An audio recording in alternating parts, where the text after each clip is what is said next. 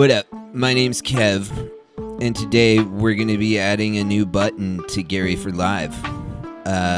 If you don't know who Gary is, I've made a whole bunch of videos while building it over the past year.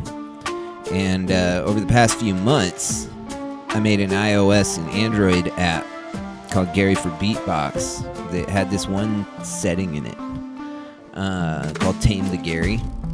I figured out that, yeah, I could basically, you could tame him a bit to have it produce more drum-like outputs and focus on your input audio more. Now the Max4Live device needs another button. So yeah, this is what Gary looks like on his insides. But yeah, basically all these cables are just, it's because he's got this Electron UI that I wanted to make it so both Max4Live device and the Electron UI, it went both ways. Gary goes both ways. We're going to add a button. You're going to learn a little bit about Max4Live with me today, okay? So the very first thing that we had to do, the way this works, in Max4Live, you can do JavaScript, okay? He's got 3 scripts inside him. One of them that talks to Electron, and the other one talks to the backend. So the first thing we had to do was add the toggle inside of Max4Live, inside their little GUI. And the way we did that was inside the node script first. Once we do that, we had to go in and make a live.toggle.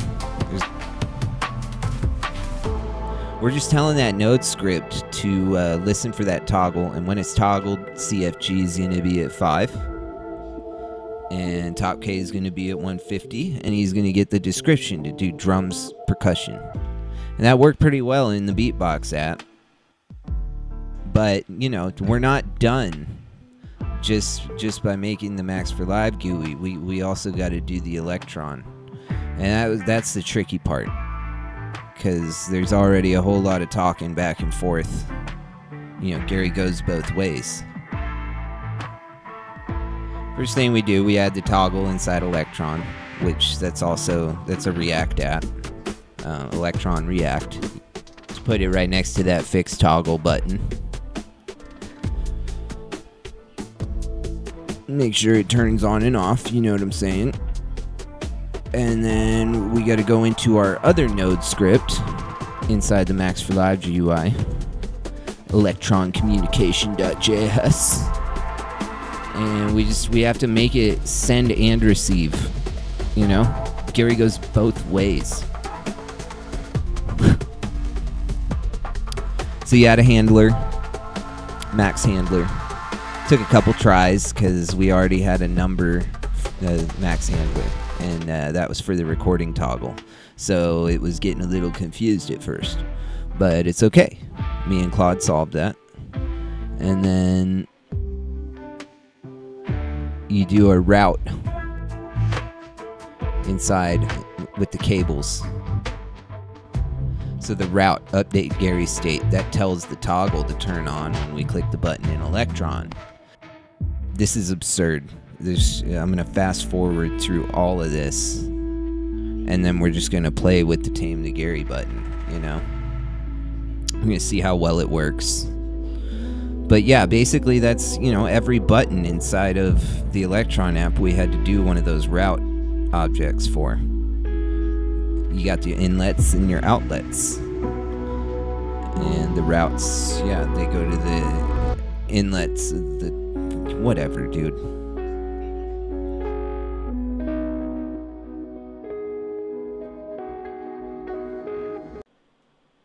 Gary, do this. See, he just starts recording his buffer just the second you hit play enabled.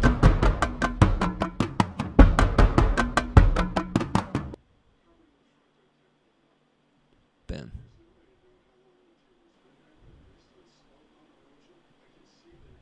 Set the number of seconds that he's not going to change. So then after 4 seconds, Gary's just going to go ham. All right. See that Tame the Gary. We'll get some more drum-like outputs out of him than we might otherwise. Although you're going to see Gary do what it do. And it could be really frustrating, actually. It's kind of like having a real bandmate. Like, they never do exactly what you want.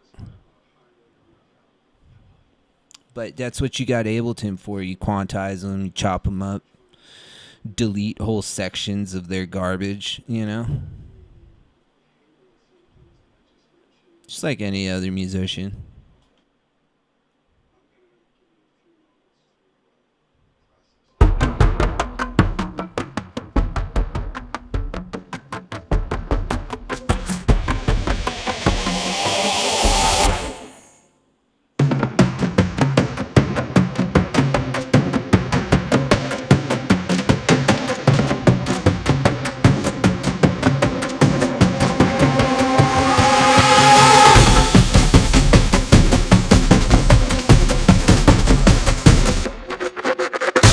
Got that continue button, you know?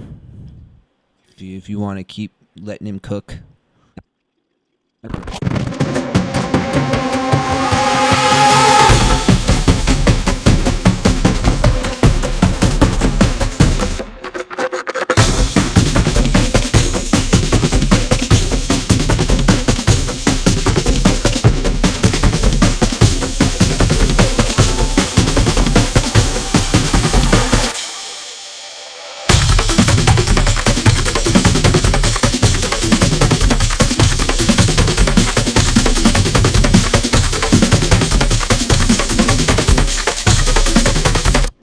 You get it. You get it. So anyway, yeah, he just started with that stupid little bongo thing. We can untame him. Fuck it. Fuck it.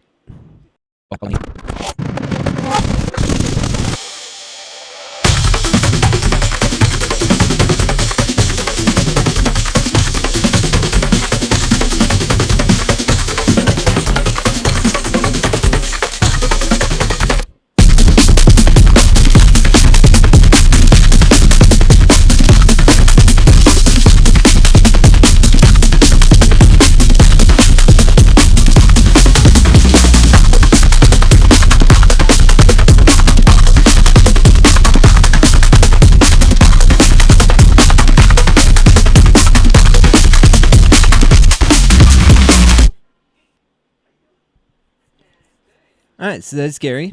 Tamed, untamed. He's kind of always just gonna make alien noises, you know. But I added more cables. We're going for the record of most cables inside a Max for Live device. We're gonna see if we can break Ableton one day. And that's that. See you all in season 3.